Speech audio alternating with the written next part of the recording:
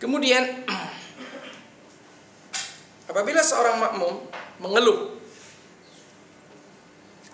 tentang imamnya, apakah ini disebut sebagai sebuah ghibah?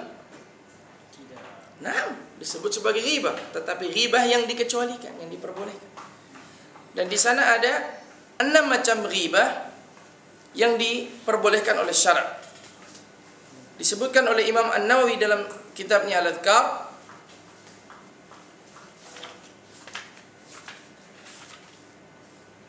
Yang pertama adalah at-tadallum, yaitu untuk mengangkat kedoliman atau menghilangkan kedoliman.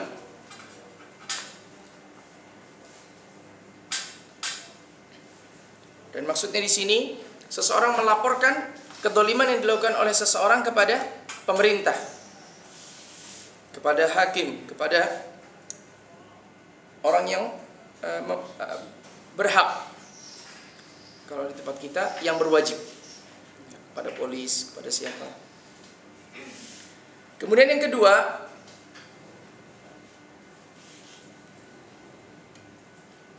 al-isti'anah ala taghyir al-munkar wa radd al-'asi ila shawabih. Meminta pertolongan dalam merubah kemungkaran. Meminta pertolongan untuk merubah kemungkaran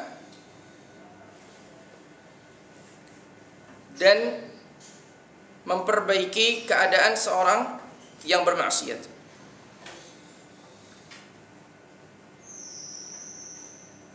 Seperti seorang mengadukan seorang anak kepada bapaknya, karena bapaknya lah yang berkuasa atas anaknya.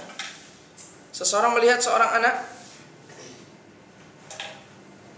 melakukan maksiat, kemudian dia mengatakan kepada bapaknya, maka ini pengingkaran. Perbuatan seperti ini adalah permohonan ingkarul munkar, dan ini diperbolehkan. Nah, yang ketiga, al-istiftah, meminta fatwa. Jadi pada saat seseorang meminta fatwa, katakanlah, bapak saya melarang, bapak saya selalu menolak setiap lelaki yang hendak melamar saya. Datang kepada seorang mufti, apa yang harus saya lakukan terhadap bapak saya? Apakah saya tetap diam, bersabar sampai menjadi lelaki bujang lapuk? Kalau perempuan apa? Nah, maka bertanya kepada seorang mufti di sini, ghibah yang diperbolehkan oleh syarak atau yang dikecualikan oleh syarak. Kemudian yang berikutnya, yang keempat, tahdzir atau memperingatkan kepada kaum muslimin tentang bahayanya seseorang. Contoh dalam hal ini masalah al-jarh wa ta'dil pada rawi. Mengatakan perawi ini kadzdzab, perawi ini sayyi'ul hifdz, perawi ini demikian. Ini adalah adalah merupakan salah satu ghibah yang diperbolehkan.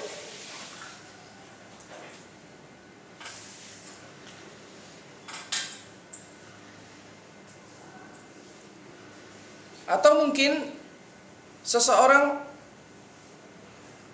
yang ingin membuat hubungan dengan orang lain. Contoh, ingin mempersuami bisa. Mempersuami seseorang, dia bertanya, apakah fulan layak untuk saya? Kemudian dijawab, fulan tidak layak untuk. Kalau itu cukup baginya dan si fulana sudah puas dengan jawaban tersebut, maka tidak boleh menyebutkan keburukannya, aibnya. Namun apabila katakanlah fulan tidak layak, fulan tidak layak, fulan tidak layak, lalu siapa yang layak? Mungkin dimaksudnya saya begitu. Jangan salah ya. Nah, maka dalam hal ini sang penanya boleh bertanya, kenapa fulan tidak layak? Kenapa fulan tidak layak? Kenapa fulan tidak layak? apabila merasa belum cukup, boleh menyebutkan kekurangannya. Sebagaimana Nabi SAW juga menyebutkan, salah satu di antara mereka, kana su'lukan la malalah, fakir, tidak punya harta.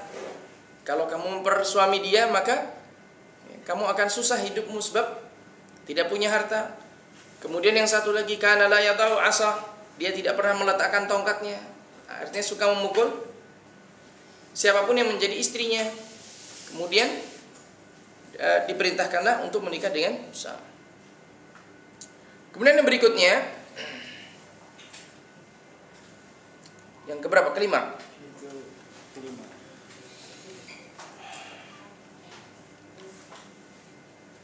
Menggibai seseorang yang menampakkan kemaksiatannya dan kefasikannya.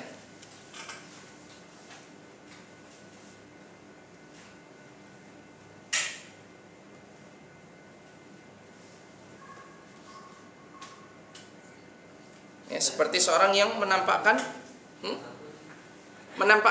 maksiat seperti seorang yang minum khamr di terang-terangan. Maka tidak apa-apa menggibai dia, sebab dia pun melakukan perbuatan itu terang-terangan. Ya. Atau seandainya seseorang jelas-jelas berpacaran di muka umum, bukan sembunyi-sembunyi, maka apa? Maka boleh menghibainya, karena dia pun ketika bermaksiat dia tidak sembunyi. Tapi apabila antum menemukan seorang ikhwah ketika dia melakukan maksiat dia bersembunyi, maka tidak boleh mendedahkannya, tidak boleh membongkarnya, karena dalam hal itu dia sudah berusaha untuk menyembunyikannya. Dan ini ya ikhwah, biasanya Allah SWT kalau seorang mukmin itu melakukan maksiat untuk kali yang pertama kali atau dua kali atau beberapa kali saja, pastilah Allah akan menyembunyikan maksiat tersebut darinya. Namun apabila seseorang itu melakukan terus-menerus, maka Allah akan membongkarnya. Dan suatu ketika pernah seorang pencuri ditangkap oleh Umar, pemuda, masih muda.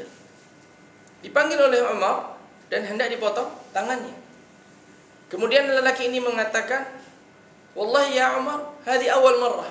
Wahai Umar, demi Allah ini adalah kali yang pertama kali saya mencuri.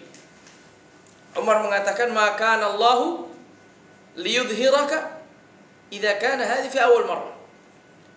Allah tidak akan menampakkanmu seandainya ini adalah kali yang pertama kali. Karena Allah SWT Maha menutupi aib hambanya. Maka tentu ini sudah bukan hanya yang pertama, tapi sudah berkali-kali. Nah,